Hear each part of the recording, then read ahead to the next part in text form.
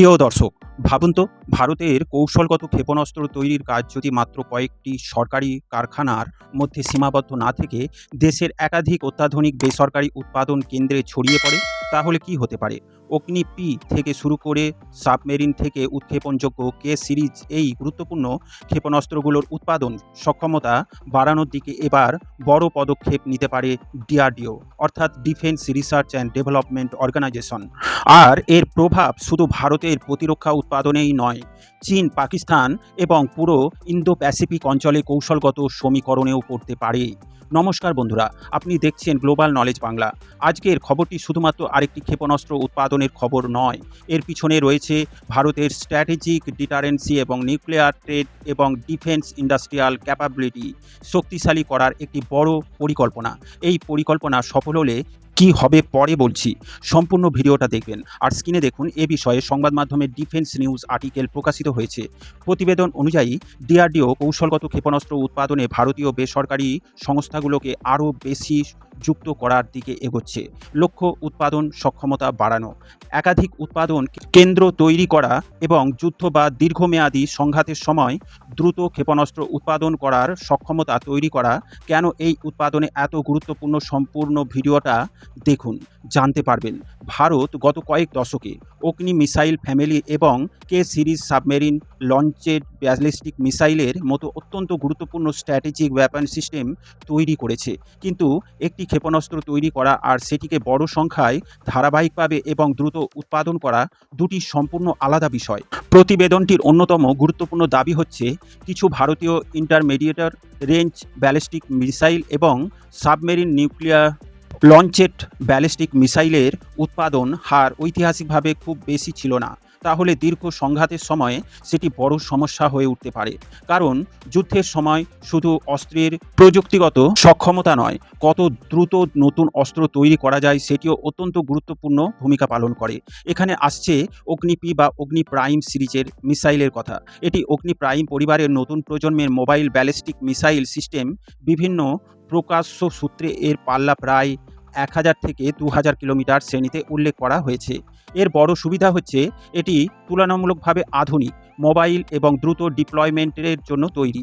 প্রতিবেদন অনুযায়ী প্রস্তাবিত শিল্প সম্প্রসারণে ইন্ডিভিজুয়াল ওয়েপন সিস্টেমের জন্য মাসে 2 থেকে 3টি ক্ষেপণাস্ত্র উৎপাদনের মতো ক্যাপাবিলিটি তৈরির লক্ষ্য বিবেচনা করা হচ্ছে।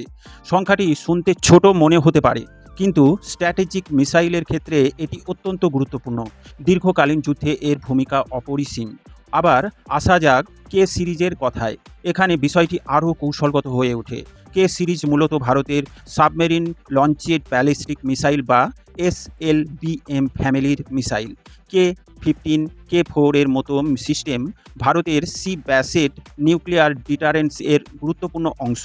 K-15 এর পাল্লা প্রায় 750 কিলোমিটার আর K-4 এর পাল্লা প্রায় 3500 কিলোমিটার শ্রেণীতে উল্লেখ করা হয়।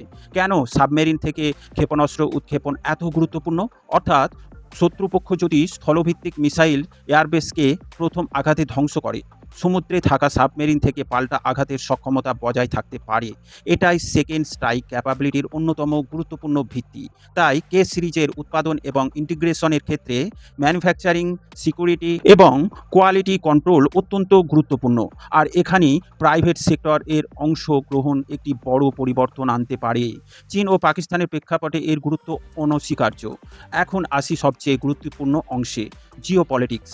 ভারতের সামনে একই সঙ্গে রয়েছে দুটি নিউক্লিয়ার আর্মেড প্রতিবেশী দেশ, চীন ও পাকিস্তান। চীনের People Liberation Army Rocket Force বিপুল পরিমাণে ব্যালিস্টিক ও ক্রুজ মিসাইল ক্যাপাবিলিটি পরিচালনা করে। ভারতের তুলনায় চীনের মিসাইল ইনভেন্টরি এবং স্কেল এবং ইন্ডাস্ট্রিয়াল ডেপথ অনেক বড়। এটি ভারতের জন্য দীর্ঘদিনের স্ট্র্যাটেজিক কনসার্ন। অন্যদিকে পাকিস্তানের ক্ষেত্রেও ব্যালিস্টিক মিসাইল এবং নিউক্লিয়ার ডেলিভারি ক্যাপাবিলিটি ভারতের স্ট্র্যাটেজিক প্ল্যানিং এর গুরুত্বপূর্ণ অংশ। তাই ভারতের জন্য শুধু নতুন মিসাইল তৈরি করাই যথেষ্ট নয়, প্রয়োজন দ্রুত উৎপাদন, দ্রুত রিপ্লেসমেন্ট এবং দীর্ঘমেয়াদী ইন্ডাস্ট্রিয়াল রেসিলেন্সি। আর প্রাইভেট সেক্টর এর অংশগ্রহণের মূল লক্ষ্য যদি সত্যি এই ক্যাপাবিলিটি তৈরি করা হয়, তাহলে এটি ভারতের ডিফেন্স ইকোসিস্টেমকে অনেক বেশি মজবুত করবে। যুদ্ধের সময় এর আসল সুবিধা কোথায় জানেন? ধরুন, স্বাভাবিক সময়ে একটি নির্দিষ্ট প্রোডাকশন ফ্যাক্টরি প্রতি মাসে সীমিত সংখ্যক মিসাইল তৈরি করছে, কিন্তু বড় সংঘাত শুরু হলে চাহিদা হঠাৎ বেড়ে গেল। তখন প্রোডাকশন শুধুমাত্র ফ্যাসিলিটি এর উপর নির্ভরশীল হলে হবে না, সাপ্লাই চেনের ওপর প্রচণ্ড চাপ পড়বে। কিন্তু যদি একাধিক ভারতীয় কোম্পানি একই স্ট্র্যাটেজিক ইকোসিস্টেমের অংশ হয়, তাহলে প্রোডাকশন ডিস্ট্রিবিউটেড হতে পারে। তবে এর সঙ্গে বড় চ্যালেঞ্জ রয়েছে, কারণ স্ট্র্যাটেজিক মিসাইল কোনো সাধারণ ডিফেন্স প্রোডাক্ট নয়। এখানে প্রপুলশন এবং guidance, electronics control system, airframe এবং স্পেশাল ম্যাটেরিয়ালস প্রতিটি ক্ষেত্রেই অত্যন্ত কঠোর কোয়ালিটি স্ট্যান্ডার্ড প্রয়োজন। ক্লাসিফাইড টেকনোলজি, প্রোডাকশন এবং সাপ্লাই চেন সিকিউরিটি। তাই প্রাইভেট কোম্পানিকে যুক্ত করার সঙ্গে সঙ্গে ডিআরডিও এবং সরকারের কঠোর সুপারভিশন অপরিহার্য। তাহলে ভারতের জন্য এর সবচেয়ে বড় লাভ কি? যুদ্ধের সময় বিদেশি সাপ্লাই চেনের ওপর নির্ভরতা যত কম হবে, ভারতের স্ট্র্যাটেজিক সক্ষমতা তত বেশি স্বাধীন থাকবে। এটি আসলে আত্মনির্ভর ভারতের আরও একটি গুরুত্বপূর্ণ ধাপ। দর্শক, এই খবরে শুধু ডিআরডিও প্রাইভেট কোম্পানিকে মিসাইল বানাতে দিচ্ছে এই এক লাইনে দেখলে আসল বিষয়টি ধরা পড়বে না।